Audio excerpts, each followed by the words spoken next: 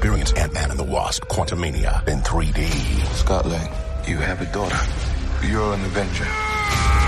But out here, you're out of your league. On February 17th. Kang's a monster. He can shatter existence. An Avenger. I don't care what he can do. I'm getting us home. Must face a conqueror. You may not want her to watch this.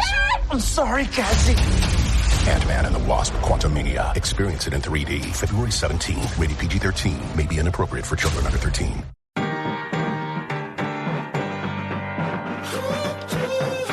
Hi, and welcome to Deep Dive with Jamie Stein, where we take a deep dive look at all things reality TV, pop culture, and the world at large. I'm an intuitive and an empath, which means I pick up on the thoughts, feelings, and energy percolating in other people and the world around me. I believe there is meaning waiting to be found at every turn if you're willing to see it. So join me as we dismantle everything from trash TV to high spiritual concepts and learn more about ourselves, each other, and how we're all connected.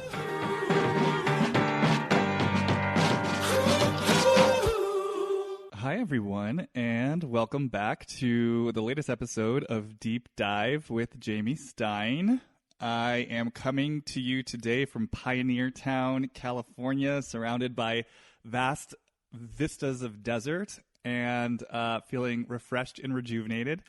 And I am so excited to be joined today by my friend and fellow podcaster, whom I feel a lot of you probably already know. Probably a lot of you actually found me through her, Jess Rothschild, host of the podcast Hot Takes and Deep Dives. Hello, Jess. Hey, Jamie. How are you today? I am ready for this. I feel like this is a marathon that we have been training for about 9 months. You mean just in terms of planning this episode, or just that it's been in yes. the... Okay, yeah. No, it's true. It's I been mean, on... It started out as one thing, and it is permutated into... It's a beast. But like all things that take their time, the timing actually turned out to be perfect because as we know, this is going to be an episode where we're going to basically kind of do a little bit of a deep dive of Bethenny Frankel. And in particular, you're someone who I know has historically been a big fan of Bethenny Frankel. So when I first came to you, it was with this idea of like, I'd love to explore with you what it means to be a Bethenny stan. I'm always really fascinated by the housewives or the Bravo celebrities that certain people gravitate towards and why. I certainly have my own favorites. And so Bethenny for me is just someone who, I've never loved her or hated her. There are things I like about her. There are things that I appreciate less about her. But I know that she inspires, like, in a lot of people, almost a rabid fandom. So I just thought it'd be fun to check in with you about your particular flavor of Bethenny fandom and see where that wants to take us.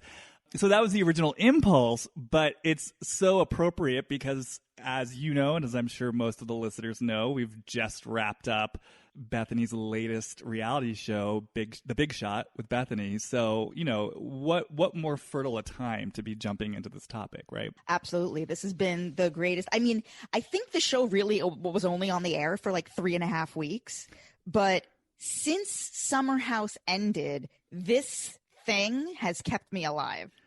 This has been a lifeline for the past 3 weeks. They definitely rolled out the episodes fast and furious. I'm not sure why. I have heard it actually did well. So I don't know why they kind of dumped all the episodes on us at once. I mean, part of me was thrilled by it because, we'll get there. I was truly enthralled by the insanity of this show, but it was much like Bethenny herself. It was a fast, furious race to the finish, and it was like a cyclone that overtook the living room, and then it was sort of over before you even knew it, and now here we are. But yeah, we'll get there. Cool. One of the reasons why I'm really excited about having you on, though, in particular, is that we met a few years ago, because you actually went onto YouTube, appropriately enough, looking for content related to Bethenny and Carol, right? Yes. And it's so funny because I'm actually barely on YouTube. So you found like one of the only YouTube videos that I actually kind of uploaded. And then you booked a session with me. This was like 3 years ago. It was your video. Yes, it was because this was squarely right as season 10 was winding down. So yes, of course. And I was there's not been a storyline I've been captivated more by than the Bethenny and Carol friendship, the dissolution of that friendship. So that was legit how I found you. It was not through another podcast venue. And then immediately after that video, I saw your one on Erica Jane. I think it was like Erica Jane versus Teddy. Oh, yeah. And I watched those back to back and I was like, this is my soulmate. And so I booked a session with you. Well, and what's so cool about that is you shared with me later, and we've actually never really talked about this, so I don't know if you even remember this or if you have anything to say about this now, but I remember later, after you had started your podcast, when we reconnected, you actually shared with me that you had felt the original reading that we had actually opened something up creatively in you, and that was sort of in part what inspired you to create a podcast in the first place. That is accurate. Yes. It's crazy. Yeah, there was not even the tiniest aspiration to start a podcast. At the time that you and I first met in our first like real session of work, I had no idea that I was going to start. I was a big podcast fan, but that's sort of where it started. I'm sorry, that's where it ended.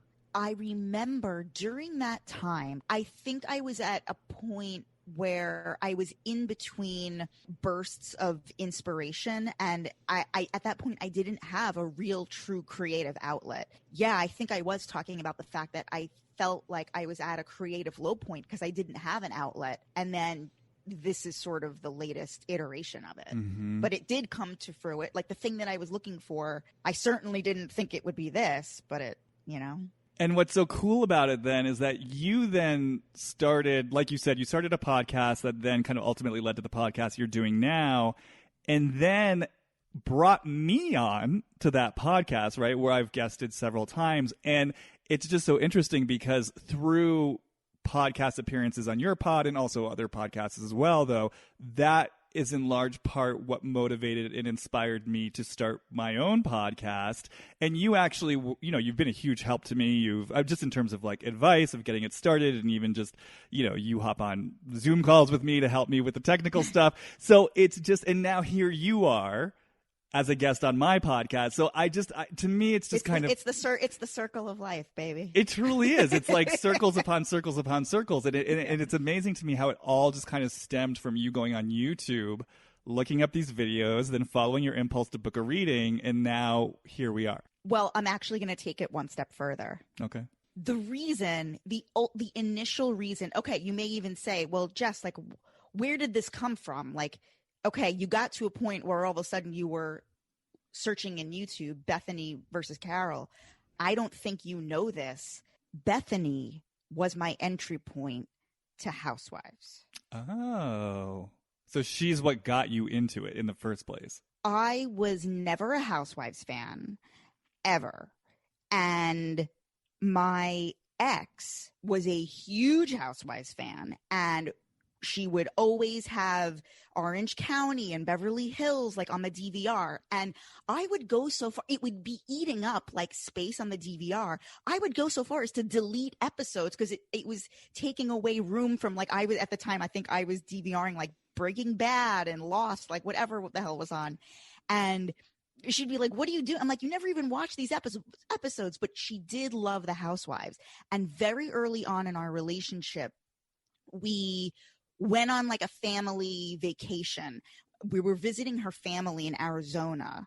And one night, you know, we're looking for something to put on TV. Do you know what gets put on TV? Bethenny Ever After. Oh. A live new episode of Bethenny Ever After. Now, I had known who Bethenny was, of course, because like Skinny Girl was a thing. And my ex actually used to drink. This was like before Skinny Girl was like totally revolting, and like people actually, they had it in liquor stores, and like people I think would buy it. And she loved Bethenny.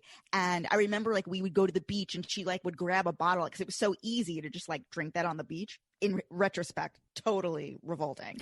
And I remember drinking it and I was like, this tastes like shit. Like, I remember just being like, I can't believe you're drinking this.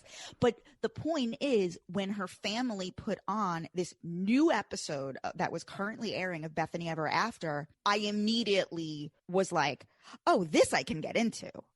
It was an immediate recognition that like, oh, like this is my person. Like this is easy entry point for me.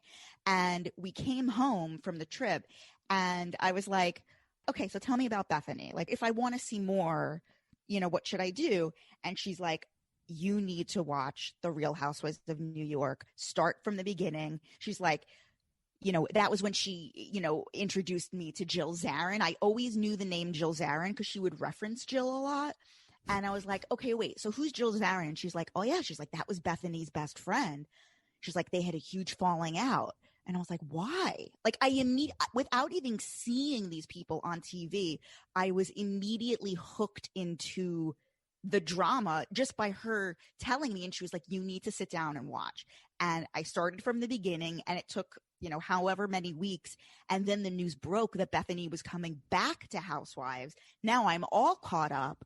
And that's when I became a true Real Housewives of New York fan, was when Bethenny came back. All right. Well, so then let me ask you, since we're jumping right into it, when you go back, I mean, can you identify what exactly it was on Bethenny Ever After that spoke to you so deeply and made you feel like, okay, this woman is my person and I need and want to see more of her? I just loved her personality. I thought she was hilarious. I mean, I think the reasons why most people like Bethenny, her personality, her sense of humor, she was quick, smart, funny, New York based. And maybe I saw a little bit of myself in her. Just I could see how type A she was. And I think I saw a little bit of myself like reflected on the screen in this really humorous way that it was just the easiest thing to like glom onto. And I have never felt like, oh, get Bethenny off the screen. Like, no, like I'm figuring out ways to get Bethenny back on my screen. Well, it's interesting to me because I feel like most people started out with Bethenny on Roni and liked her very much because she was an underdog. Because she was the underdog at first, right? Amongst all those Upper East Side married wealthy women. And she was kind of the Greek chorus and the voice of reason in those early years before, she reached her own height of success. And so what I also think is interesting, though, is like, I mean, I actually didn't watch Bethenny Ever After at the time it aired. I've never watched a Housewives spinoff, but I did, as you know, I went and watched some Bethenny Ever Afters in preparation for this. But I do remember that Bethenny Ever After, that was kind of like the first rumblings, I think, of when there started to be a little bit of a turning of the tide where people were seeing more of her mania. They felt that, in a lot of ways she was kind of unfair with Jason. Yeah, once she grew out of the underdog phase and was more in her own starring vehicle, and we did have more of an opportunity just to see the chaos that is Bethenny, I think that's where some people started to get a bit disillusioned. And so what I love about what you're saying is that was actually your entry point. And that was the place where you were like, I'm responding to this. Yeah, exactly. And then I would later go back and watch all of Bethenny getting married. Like I immediately was hooked into Housewives. So it's not like I was like, oh, let me watch the rest of Bethenny Ever After. It was like, I need to see from the very beginning, like, where did this woman come from? And then eventually I would revisit Bethenny getting married and the 2 seasons of Bethenny Ever After. Never watched her talk show, just the clips that are on YouTube. And so what was your experience going back and then seeing her origin story? Do you remember having a specific experience of that? Was there anything that stood out to you about that? Or I mean, it's exhilarating. Why? Say more. I just really, really loved her friendship with Jill. I really identified with both of them because they're so. Now listen, Bethenny doesn't identify as a religion one way or another, but to any Long Island Jew like myself, like Bethenny and Jill are the epitome of what a Long Island Jew is. And so I think I just really saw myself and saw maybe even like glimpses of my mom in these people. I think I saw my mom in Jill Zarin, and it felt so familiar to me, both of them. Like this codependent friendship, like I've had a lot of friendships like that. It just felt so amazing to see it play out. Was that in part because you felt like there hadn't been that kind of representation on your TV before? Maybe. I mean, of course there has been, but not like this, not in like a reality TV Right. way. Like there was nothing like this like on The Real World. Like I grew up loving The Real World. I've always loved reality TV, but now nothing comes close to seeing Bethenny and Jill bantering in the pool, like in the opening, you know, one of the I think it was like the season 2 premiere where they're talking about Kelly Ben-Simone, and it's like literally a scene about nothing. It's a scene that would never even make it to air now, and it's just the two of them. Do you know what I'm talking about? No, you're bringing me back because I remember that season 2 of New York. That was right when I was getting into Housewives for the first time. I remember my apartment at the time in Koreatown, and I remember the promo on Bravo. Like, remember that old announcer guy they used to have? I don't think they use him anymore. Yeah. But he literally, because that was the same episode, I think, where there was some like tete-a-tete where Jill had made a comment about Alex and Simon in Page 6, and Alex was pissed about it. And the announcer in the promo for it was vice versa. Oh, okay. Well, no, they each had said, Simon had said Jill is from Long Island and it shows. Okay, and then she rebutted.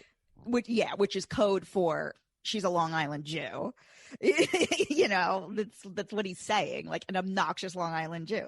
That's literally what he's saying. But what's so funny about that is the promo for that episode, the announcer said biggest catfight in Housewives history. Which literally, it was Jill in her kitchen reading Page 6 and calling Alex and being, hey, this isn't cool. And they have kind of a tense moment. And so you just think about that now, right? Like the idea that was the biggest catfight in Housewives history. And it's like, oh, the road that we have walked since then. The episode opens and it's Bethenny and Jill at Jill's kitchen table in the Hamptons. And Page 6 is spread open. And Bethenny says, what did you do now?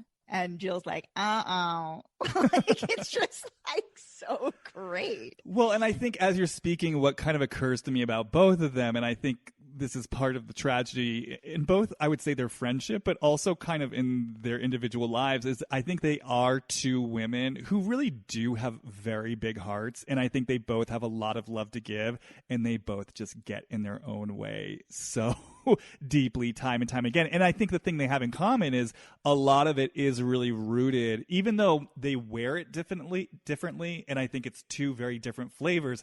I think, you know, they're both very driven for their desire for success, for fame, you know, just playing the whole kind of social politics of everything. And I think that's where you just, like I said, you see them get in their own way. And obviously it came hugely in the middle of their friendship. You know, like the thing, so much of what bound them together is ultimately what tore them apart. Well, I think what bound them together was the fact that they were a success on the reality show.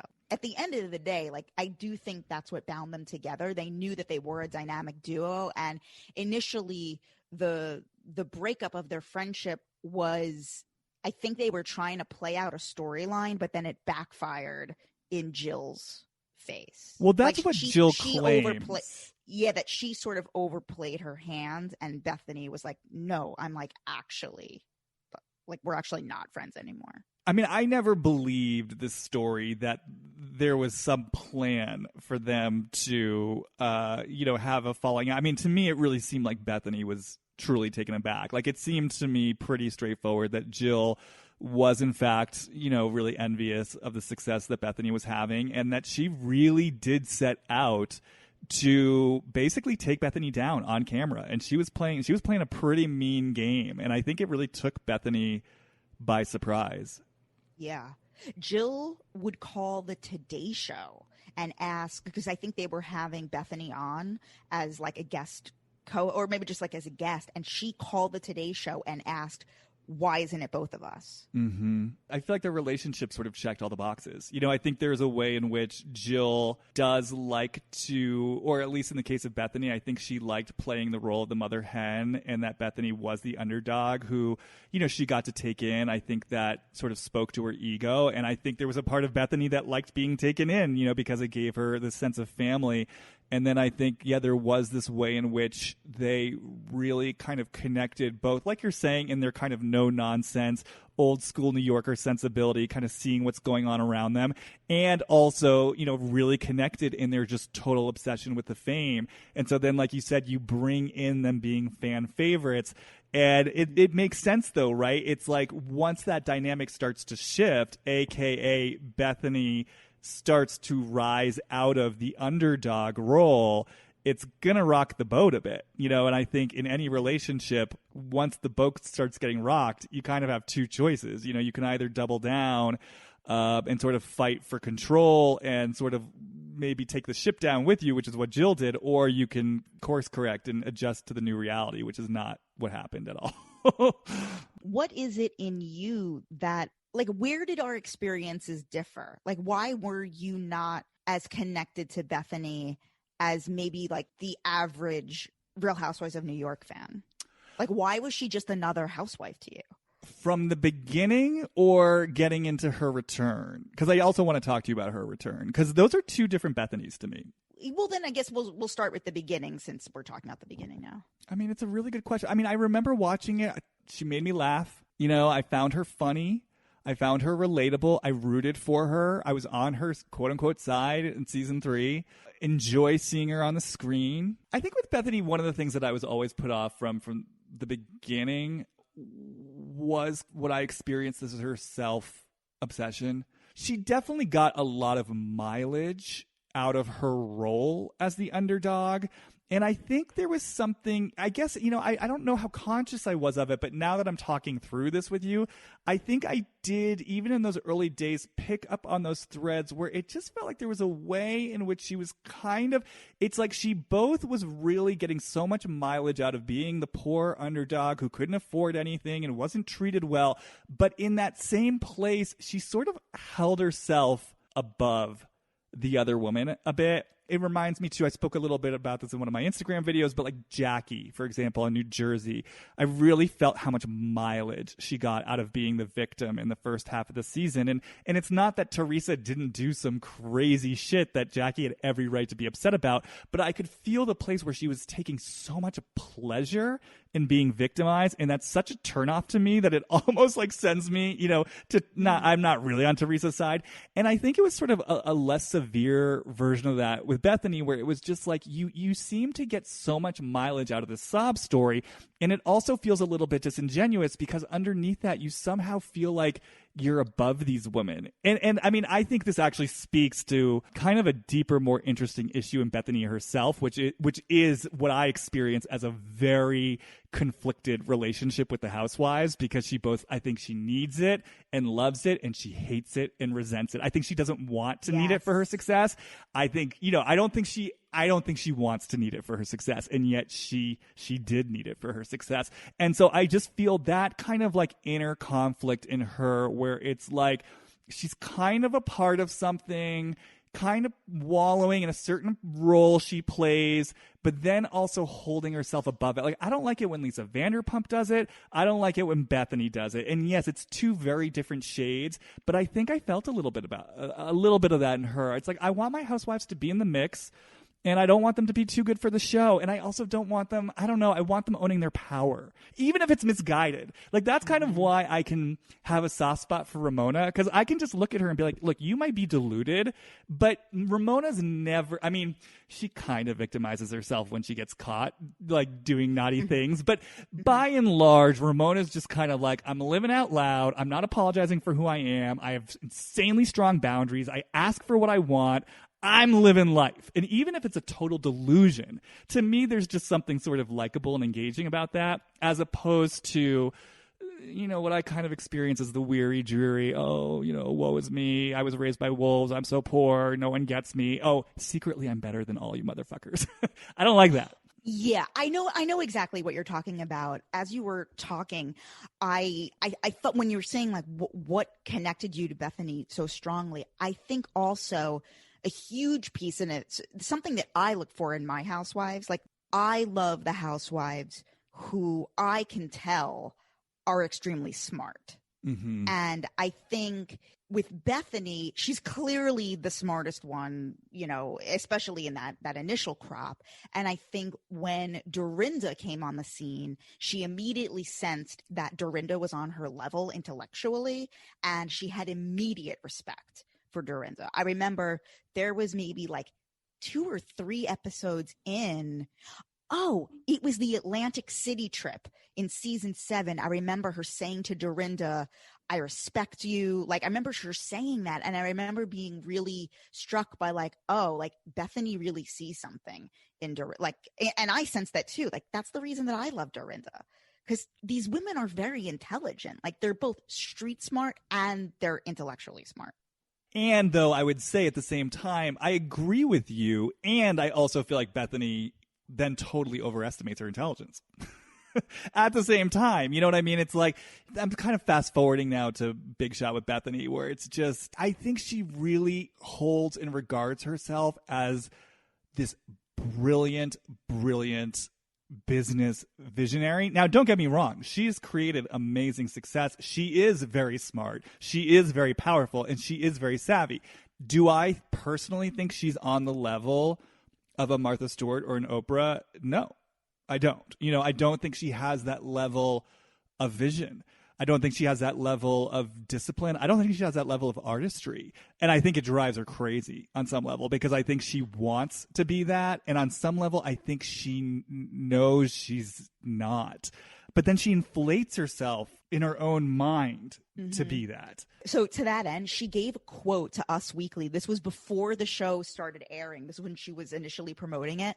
She said, quote, "This is the biggest show with the biggest budget, with the biggest partners, and the greatest streamer. So the stakes are very high, but it's too good a show. It's too big to fail."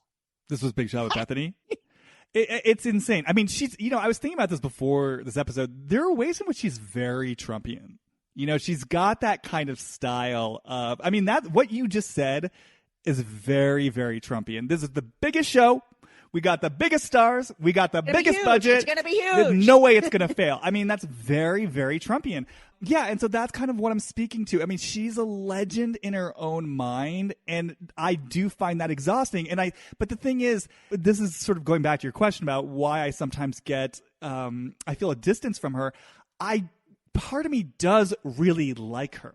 And so I see what you see. I see her intelligence. And honestly, what I want to say I really see in her, and what I've always seen in her, and why I've never been surprised by the Be Strong stuff. I know a lot of people were surprised by that. I was never surprised by that, because what I've always felt in her is her heart. Like, I think that she has a really big heart. I think she's a lot of love to give. I actually think she really cares about people. I mean, I think it gets filtered through like what I kind of experience as her total self-involvement. But it's like, so in that place where I sense this powerful, dynamic, fun, savvy woman, and then it's just like, oh my God, she makes herself this legend in her own mind, where she takes herself so seriously and she creates this cyclone. If I had to kind of act out or embody my relationship to her, it's like, oh, I'm kind of excited by this woman named Bethenny. I'm kind of drawn in by her energy. And then it's like I get closer to the mirror, to the glass, and then I'm just like, oh, I'm exhausted. And now I'm disappointed, because it's like, I wanted to like you. Like, why couldn't you have just been normal? Like, why did this have to become the 3-ring Bethenny circus, the biggest circus in the world with all the attractions, and it's going to be mind blowing. It's like, why couldn't you have just been Bethenny, and why couldn't we have connected? Mm-hmm. And I think I'm kind of speaking to something. I think there's a part of her that's absolutely terrified of genuine connection. Really?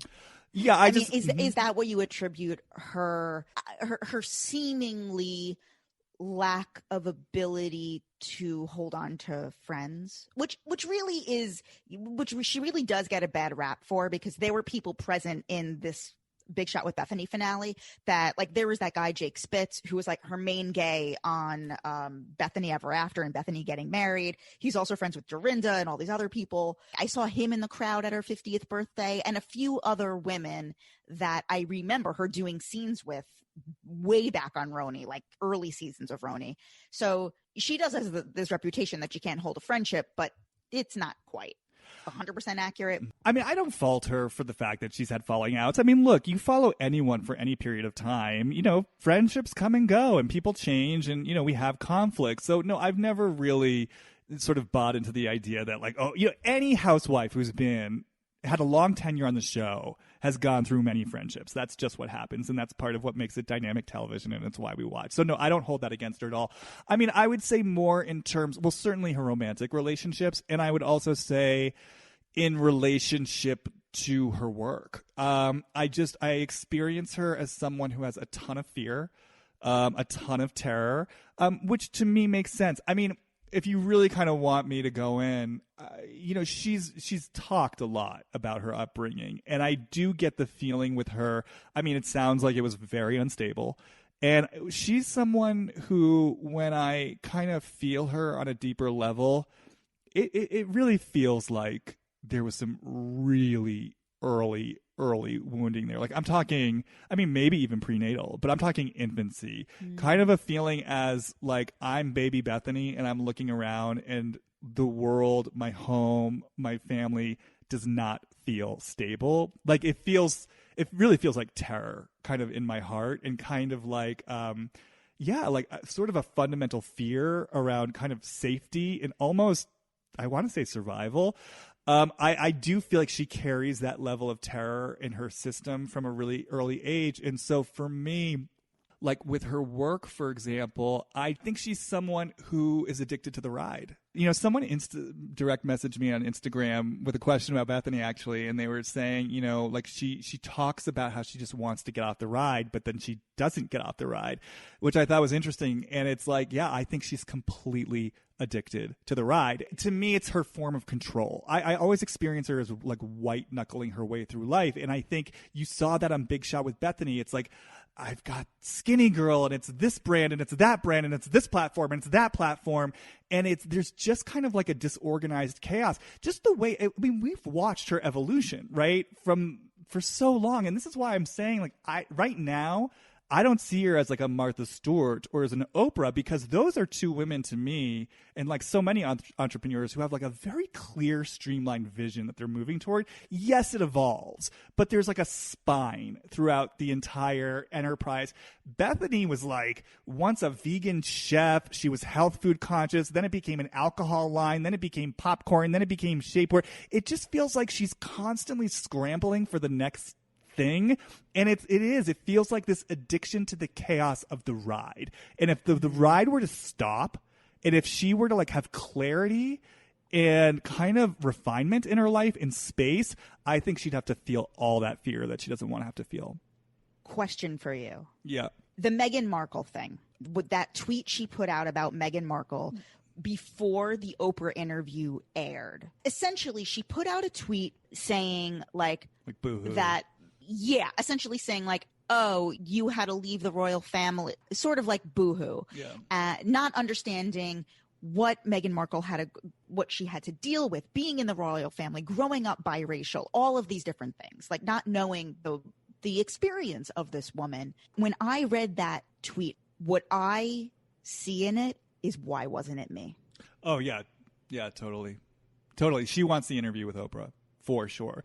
And not even that. Beyond that, more so like, why didn't a Prince Harry find me? Right. Because both of them were actresses in L.A., cocktail waitressing, doing the whole thing, just waiting for the rich guy to come along. And Bethenny always dated rich men.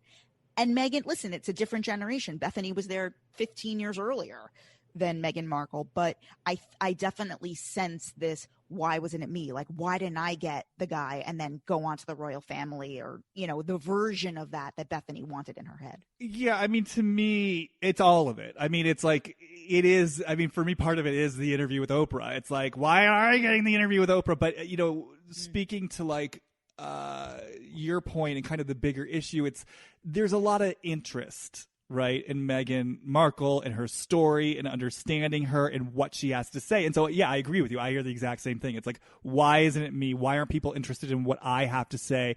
And then I think, yeah, as I say this, I'm agreeing with you. What comes to me intuitively is this feeling in Bethenny of like, I had to fight so hard for what I've got, and this woman just sort of gets it handed to her. Like, what does she have to complain about? And interest in her story, because I feel like Bethenny's always wanting people to hear her story, and she was raised by wolves, and to understand how bad she had it. So to see someone else who she perceives as having kind of like a cakewalk to the top, and then everyone's so interested in her story, and then she gets the interview with Oprah. I mean, I hear the voice literally in me right now. It's like, where's my interview with Oprah? Like, why don't people want to hear what I have to say? I think there's a lot of, like you're saying, kind of jealousy and resentment there for sure. And this is sort of where she loses me. It really does feel like almost what I would call, I mean, this feels a little patronizing, but almost like this immature, like this desire for fame's sake. She's so interesting because she is smart and accomplished, and she's a successful entrepreneur, and she's got this success. But then there's this other part of her that truly is, and I'm just going to use the language of, of the kids these days. She's like a fame whore. She's obsessed with the fame for fame's sake. And I think that's part of why she can't stay away from the Real Housewives in New York City. It's like she's obsessed with it. And I could feel it when she left the second time. I could just feel the part of her that wanted the show to fail without her. It's just like there's part of her that's obsessed with the fame. And I do think it is this kind of, this is the reason why I use the word immature. It's this young place in her that I just think it's like, I want what I want. I want to be seen. I want to be heard. I want it all. Like mine. Because she does come off as so self-involved, and like that she literally views everything through this prism of just how it relates to me, myself. Like even when she's helping people, it's kind of like, I'm helping you, and this is what I know, and I'm offering my wisdom. And I've always kind of felt like that, too, almost feels like her way of exercising some control in a world that feels really unstable. Like, if she weren't seeing the world through a prism of how everything relates to her, almost like that she would feel totally adrift and lost at sea in a world that just feels unpredictable and chaotic. And so that there is a feeling of kind of safety and control that she gets from like just kind of having this tunnel vision of it's all about me. It's all about me. How does it relate to me? How does it connect to me? She always feels like a very scared little girl to me. That's really what I feel. Even when I say that, it's like I suddenly, you guys can't see me at home, but my hand moves to my heart and my heart tenses up. It just feels like for her, it's so scary. The idea of slowing down, being still, having space, breathing, and letting energy move through her heart and like feeling her own love really for herself and for others. It just feels like it's unsafe. Like, I'm not safe. So I'm just going to hold my breath. I'm going to white knuckle. Mm-hmm. I'm going to be in a ton of chaos. Give me the fame. Give me the money. Let me keep going. I don't care what it is. It's popcorn. It's shapewear. It's croutons. It's whatever the F. Being a Bethenny fan, the experience is a lot like being a huge Madonna fan. It's a constant tug of war between brilliance and complete embarrassment. And Madonna is my that is who I, grew up loving. And she is my, the number one pop cultural influence on my life. And there are so many parallels. I mean, Madonna's on another level, but still Madonna can't let go of the fame. I mean, Madonna is much more evolved than Bethenny, but although Bethenny would think she's on par with Madonna. Remember when she said on the reunion to Luann, Madonna's my neighbor. Remember when she said that? But what's so which she literally is, but Bethenny's just so interesting because she's so interesting because she's not at the level of Madonna, and yet somehow she has weaseled her way into the world of Madonna. Like, she is neighbors with Madonna. And I do find that part of her so interesting, that through her scrappy self-will and her pluck, I mean, it's just like we were saying, Big Shot with Bethenny apparently is a success. Now, we haven't gotten the specifics of that show, but it's a total mess and a clusterfuck. Again, I love it. Totally entertaining. But it's like somehow there's a magic in her chaos. Mm-hmm. Yes, Bethenny is scrappy and all of that, but Bethenny's not an artist. There are business people who are also artists. Like, the thing they create is beautiful and inspirational. Skinny Girl salad dressing is not beautiful. Skinny Girl is not a beautiful piece of art. She got lucky. That exactly. I agree with timing, luck, combined with, yes, she's smart, she's savvy, but absolutely. And also at the end of the day, I walked away from Big Shot with Bethenny thinking, yes, she's completely delusional, thinking she's got all these categories. Babe, it's a licensing deal. You just slap your sticker, your Skinny Girl sticker on deli meat, shapewear, whatever. She's not creating these products. These things already exist, and she's just sticking her logo on it. Well, can we also just talk about the fact I still don't know what a vice president of operations is? I've watched the entire show. I still don't know what this person's going to be doing at her company. And I feel like part of the insanity of the show was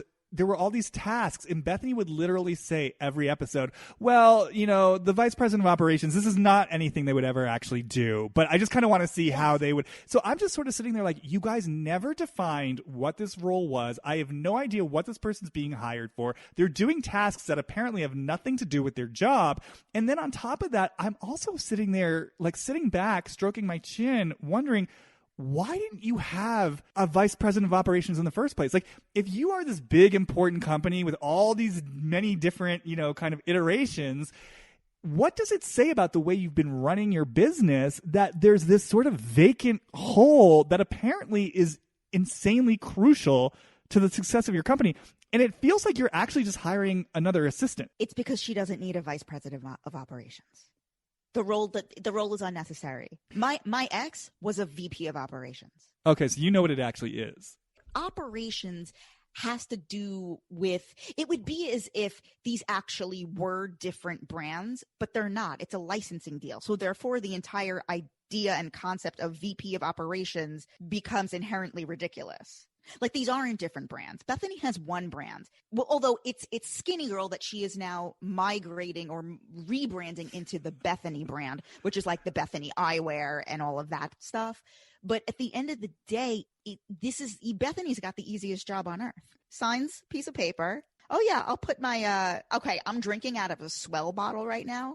Do you know how easy it would be for this to become a Skinny Girl bottle? She signs the deal with the product, the company that makes this bottle, and now she's in a new category, sports drink bottles, whatever the hell you would call this.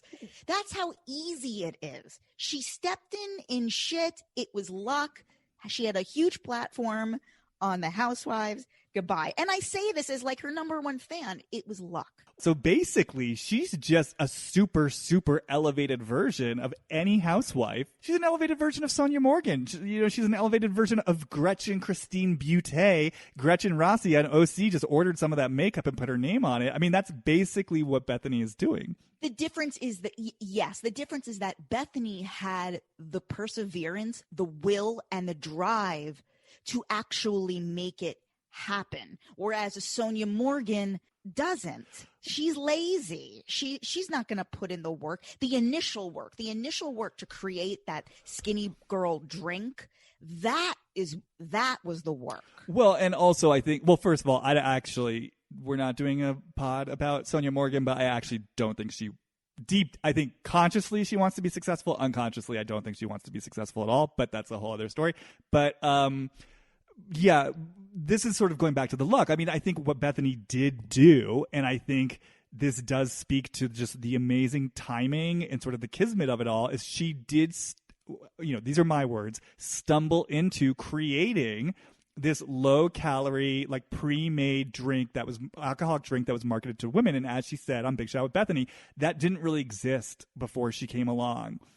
That was the stroke of genius. And the fact that she actually got the thing made and was first, and then the fact that Beam bought it for $100 million, whatever, that was the genius.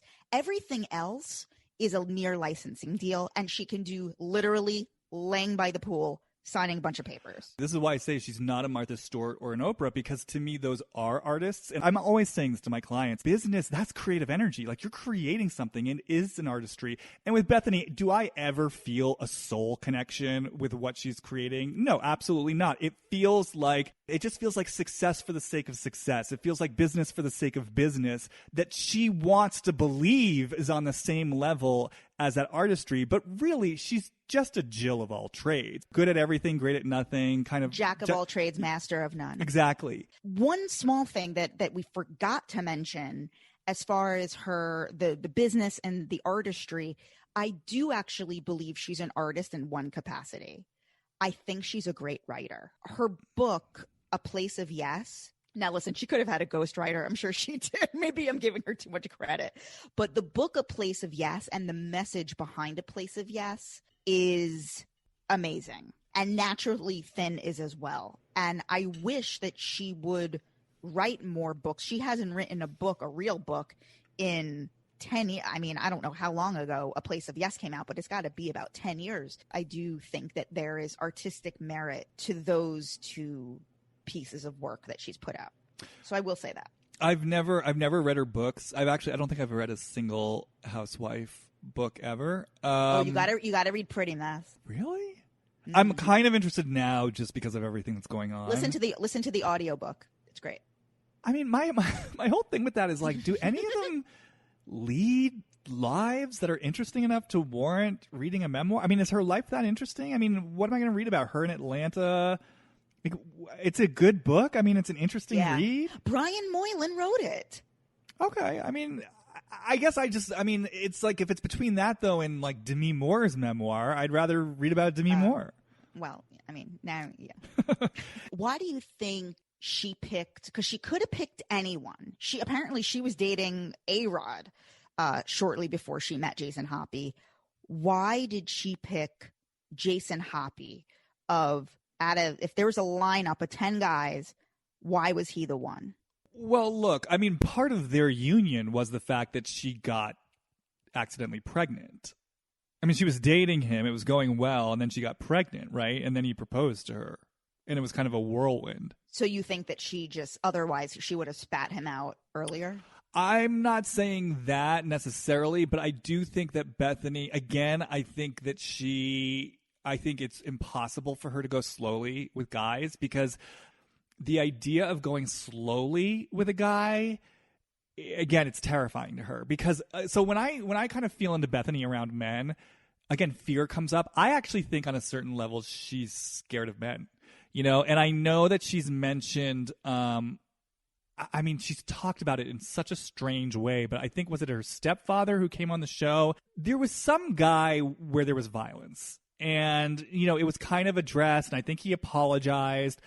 And the way it was presented was kind of like, okay, it's in the past and we've dealt with it. But it really stuck out to me that apparently there was violence in her household. And the reason I just bring that up is because when I kind of feel into Bethenny in relationship to a man and really opening up to a man, it really is like I'm clutching my chest and I'm scared for my safety. And I just have this feeling like on a deeper level than she might realize, I just think there's a part of her that maybe doesn't feel fully safe with men on that level of like that I could get hurt kind of level. And so I think there's a part of her that doesn't want to fully open up all the way. And so instead she does these fast and furious relationships, and then they kind of blow up in her face. There's a chaos to it that keeps her in control. Is that why, in a lot of ways, Dennis Shields was perfect for her? If he had an addiction problem, she would never have to open up. Oh, that was a built-in barrier. Yeah, and I mean, that's actually what I was going to say about Jason, too. It's like in the place where we're unconsciously drawing people in who work for us, I mean, how perfect for her that she drew in this guy who has all this undercover rage, you know what I mean? Which it's going to ultimately sort of blow up in their faces, because it's like, then she gets to just completely push him away. You know what I mean? And then it gets to be, again, this 3-ring circus of a divorce. I mean, and it gets to confirm all her kind of worst ideas and theories about relationship and how you have to be careful. It's like, it totally, if there's a part of Bethenny that's really invested in not opening up to men and sort of protecting herself in that way, who better to choose than this guy who from the outside looks like the perfect guy and then is revealed to be kind of this monster. It's like the perfect narrative for her unconscious fear of truly kind of inviting in a man where she's safe to open up. And I really feel like if she did that, she would have to feel something very vulnerable and scared inside of her. And I just keep thinking, I keep coming back to it. I just think there's all this young fear in her that she is not processed. Do you think the Paul Vernon relationship will last long term? Oh man. Well, I have like hesitation about speaking about this relationship because I think probably most people who are listening to this know that I was very good friends with Paul when we were early teens. Although I've not spoken to him since then, other than a few DMs. I just feel it. There's part of me, it's like, I don't want to speak about their relationship. It feels a little weird. Well, then let me rephrase it. Let me make it not about Paul. Okay. Do you think it's possible for her to be in a true long-term relationship? That's a really good question. I do, but it's almost like he's not going to have all of her. Do you know what I mean? Like I see her desire for a family unit being strong enough for her to maybe kind of settle into something, but that maybe it's like, there's just a way, like that there's resentments that accumulate. There's a way that they get distant with each other. I could see her settling into something that works, but maybe isn't like full fire, sort of as close and as intimate as it could be long term. Does that make sense? Yeah. Yeah. She said on season 1 of The Housewives that it was her intention to have one child, and I am an only child. And I wonder, in sort of looking at my mom and looking at Bethenny, I wonder if that is intentional so that she can always control the situation the way you can't when there's 2 or more. Mm-hmm. What's so interesting to me, I mean, I don't know why I'm saying this in response to what you just said. There's a way in which it feels connected to me somehow. I did give some thought about, in this place where we identify Bethenny as this jack of all trades, and she's addicted to the chaos and success for success's sake. I was like, well, let's just say, she slows down. She feels some of her fear. She lets her heart energy run. It's like, how do I see her? Who is that version of Bethenny? And it's like what I keep coming back to is, and actually this speaks to the way you really responded to her books as well. I keep coming back to, I do feel like this is a woman who really wants to help other women. And I keep getting the sense of like, she's someone who would want to help other women to have it all. Like you can be a really successful businesswoman and in your career, and you can also be a wife and a mother, and you can do it all. Which is just interesting, right? Because that's been kind of her trajectory of like, can I have it all? I want to have it all. And when I drop into that version of her, it is more like someone who has, for example, kind of a business where she's, teaching women, helping women to have it all, but everything's in its proper place. It's not this gigantic lumbering ship with 5,000 moving parts that never ends. It's like, no, these are my work hours. This is my business time. And then when I'm done with business time, it's like I go off to my family and we go to the desert and we have time on our own.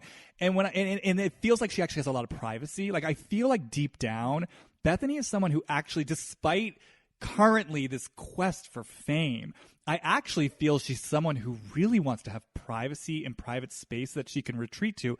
So I think I'm just saying all this because when I feel into that vision of her and having the private space, it feels like a wife and mom, and it actually feels like more than one kid, and it feels like a woman who truly has it all.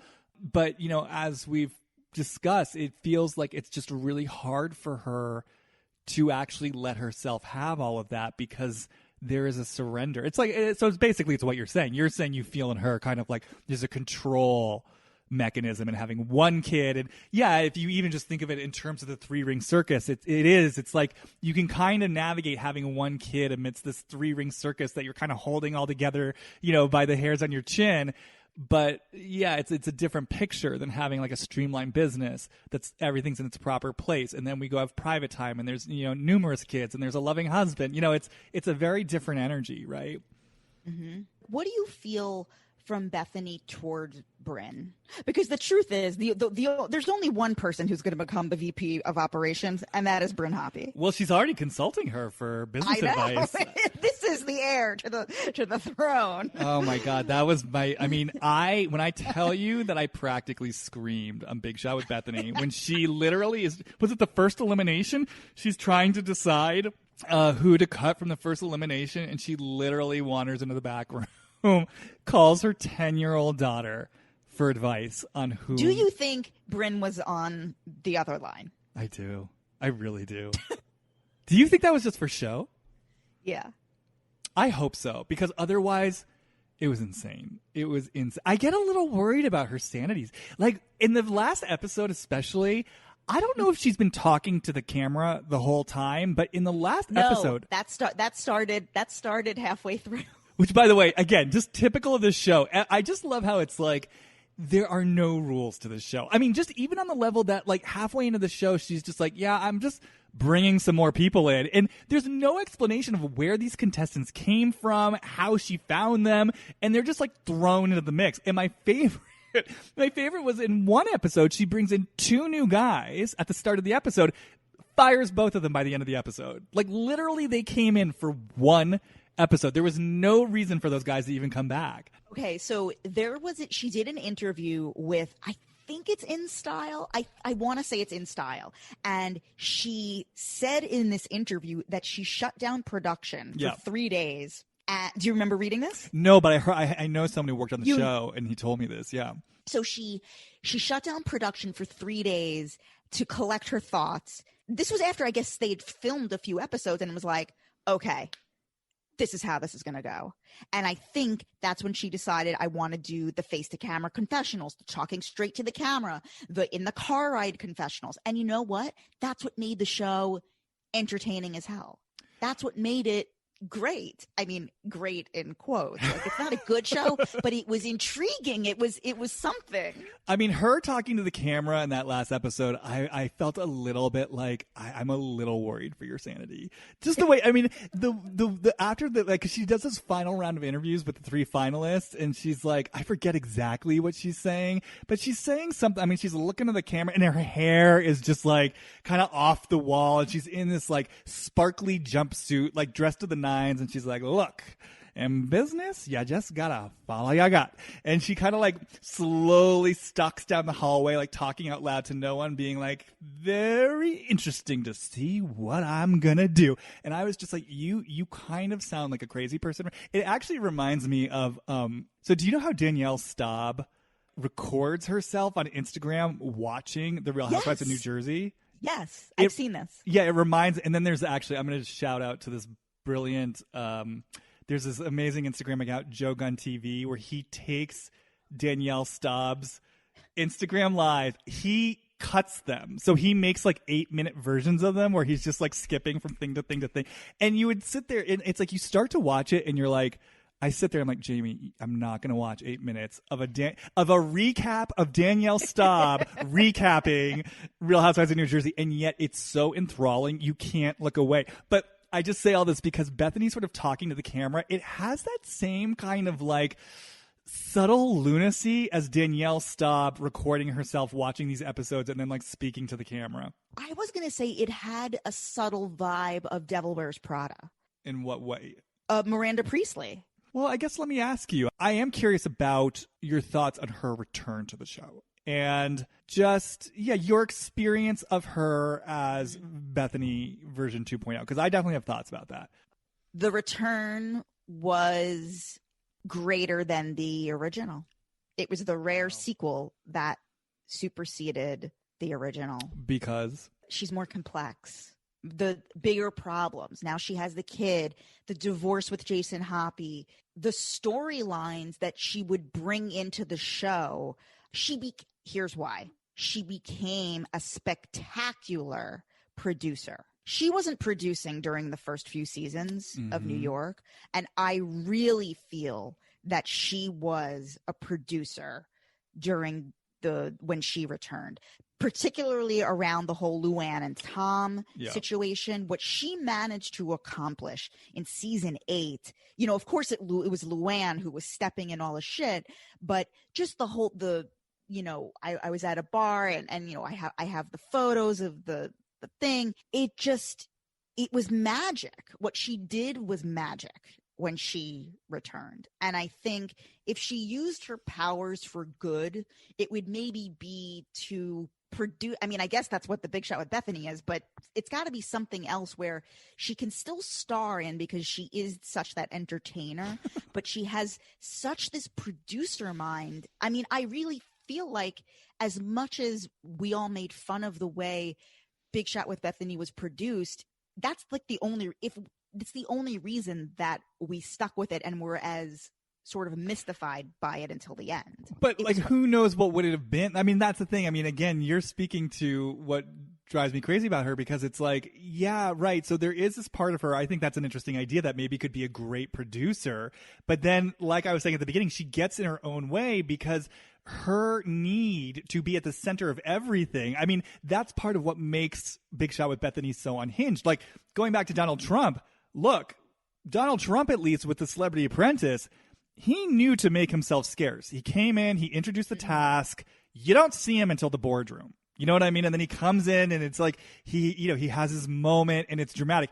Bethenny was everywhere at all times. Like, she's introducing the assignment. She's the star of the assignment. She's like, deliberating. And then meanwhile, we're getting like interviews with her in the car, and then we're seeing her call Dorinda. I mean, Bethenny could not get enough of herself. And walking down the runway in Balmain. Oh my God. And not only that, but I mean, things that don't even make sense, where she's getting driven from one location to the next. And yet, even though she was chauffeured and presumably dropped off right outside the Soho loft, instead we have to get the dramatic shot of her walking down the sidewalk, you know what I mean, to reach the doorway. None of it made any sense. And I just felt like it was so unhinged, precisely in large part because Bethenny had to be there every step of the way and to be involved. And so, yeah, did the show become a kind of compelling reflection of Bethenny's inner landscape, which is just total insanity and chaos?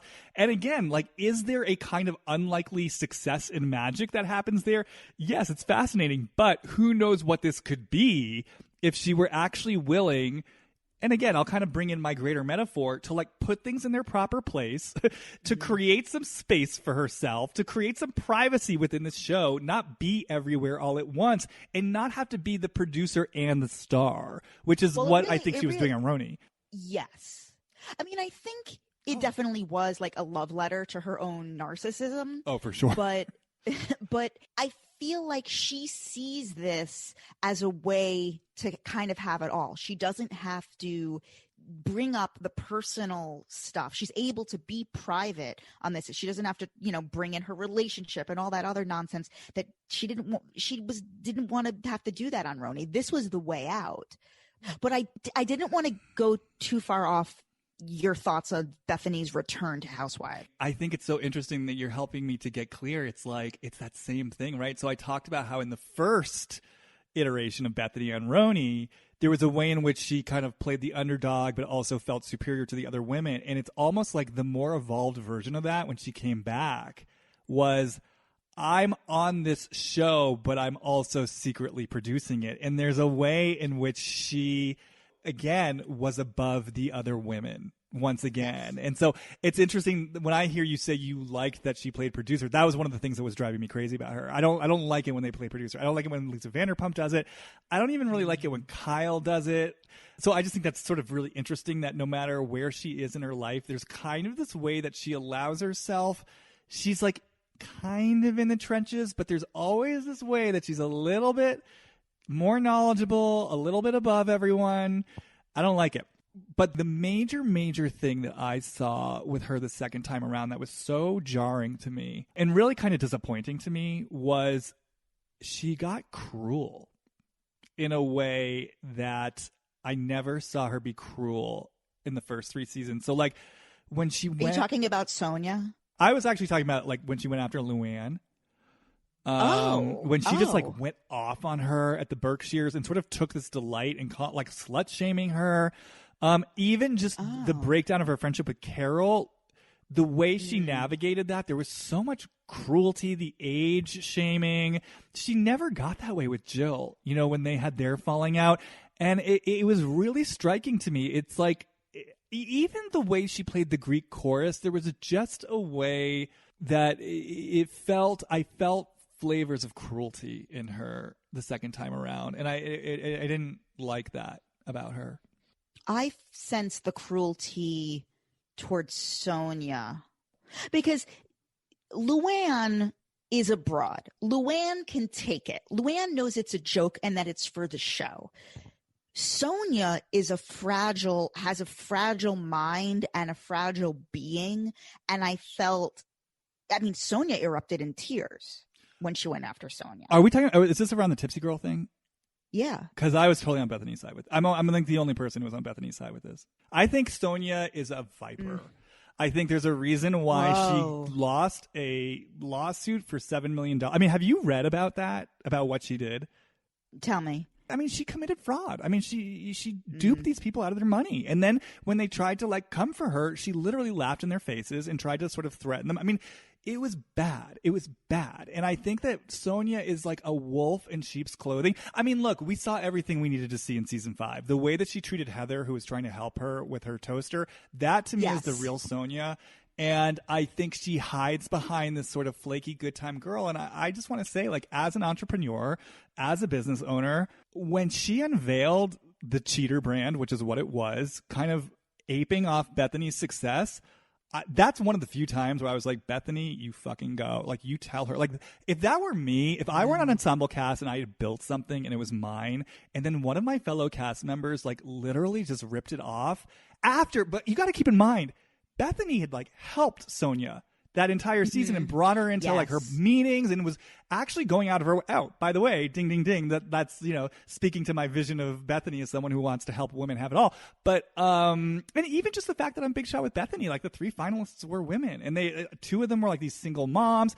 I agree with what I'm saying. I think there's something in here that really wants to help other women. But for Sonia to go do that and not, here's the thing. If Sonia had wanted to go to Bethenny and just be like, look, I'm doing this thing. Can I get your blessing or whatever? But to like hide it and then to play dumb.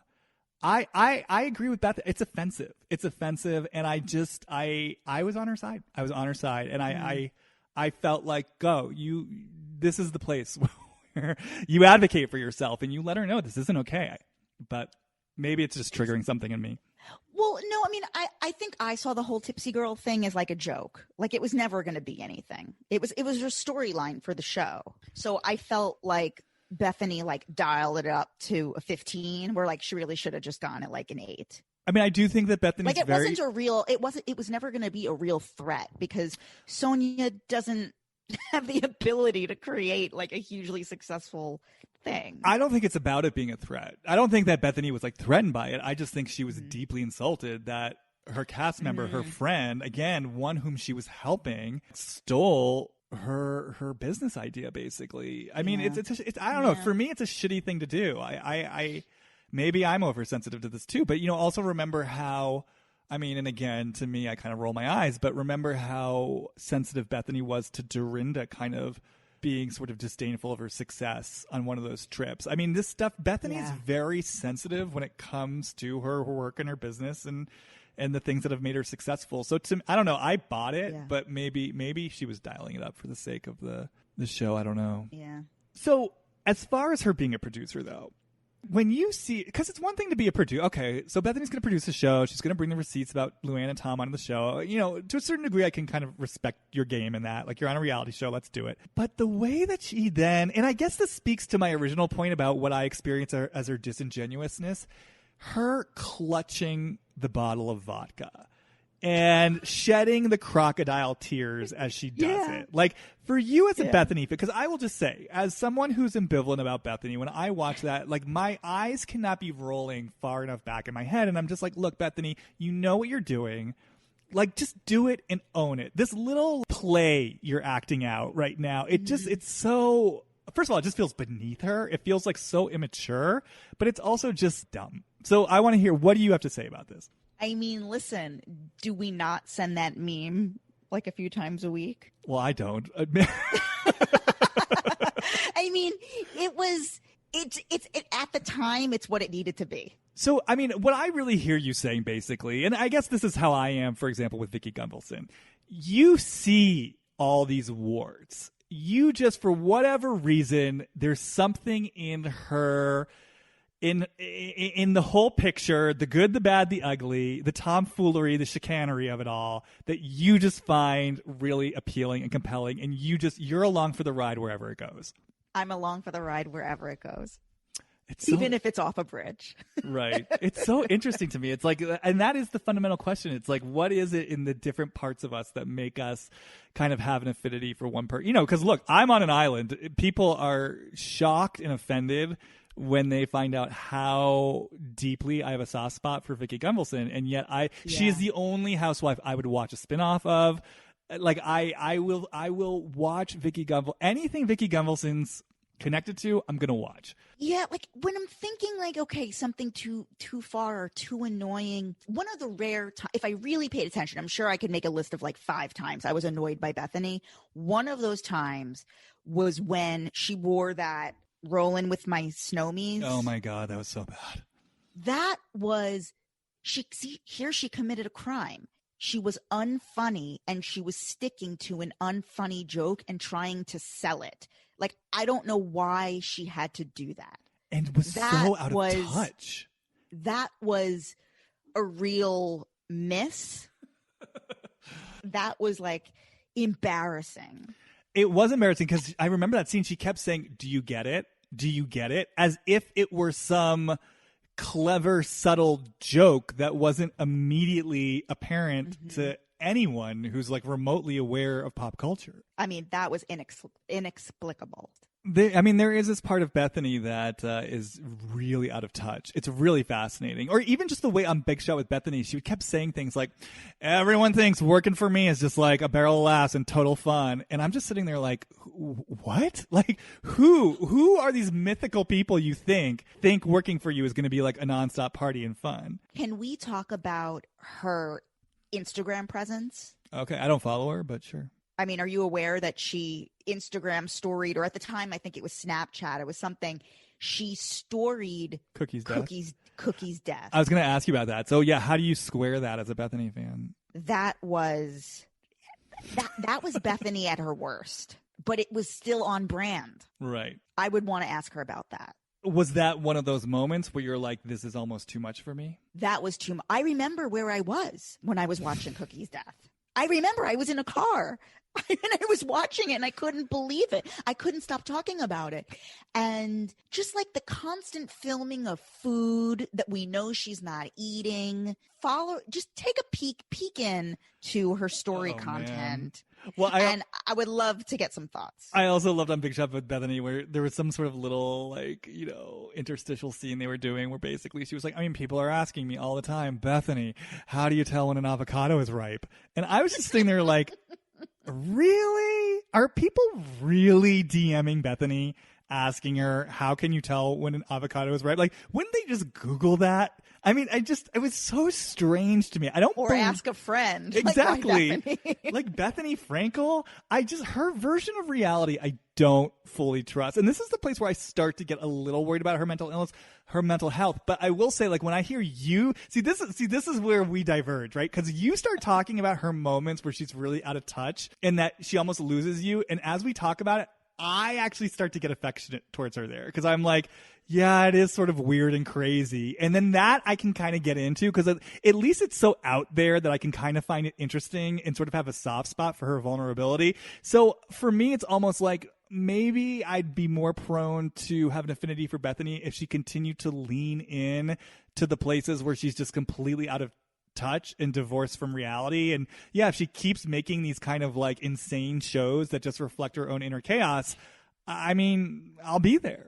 She's always filming, like when she's in the Hamptons and if she's like parked her car at a restaurant, she'll always film other cars, like license plates and all. and show all the like the fancy cars, and she'll write some like really not funny text on top of it. But she's done this like 5 times. I mean, that's the thing about Bethenny. She's actually, it's so strange because there's a wit she has, but she's also spectacularly unfunny. Yes. There is what she does in confessionals. And I remember listening to an interview with one of the producers of Real Housewives of New York, and they were saying how when she's sitting down for the confessionals, they said, quote, Bethenny speaks in paragraphs. Like, she's able to just churn out the one-liners. It's just like, whereas Teresa literally has lines written for her. Like, anything she says in a confessional has been written for her. And she asks them, how do you want me to say it? So there is that brilliance there. There is an improvisational brilliance, but then she just also flops. I mean, listen, everyone's going to have their flop era, but like, I just wish she wouldn't flop. I think this is what I'm going to say. I feel like my kind of takeaway from this is that I think that, there's a spark of something that Bethenny genuinely has. I think in the place where she doesn't want to tolerate her own fear and her own kind of a lack of a sense of safety, she's all over the place all the time. And I feel like that lack of discernment and that lack of kind of refinement and that need to kind of, have it all going all the time and to be the star of everything all at once.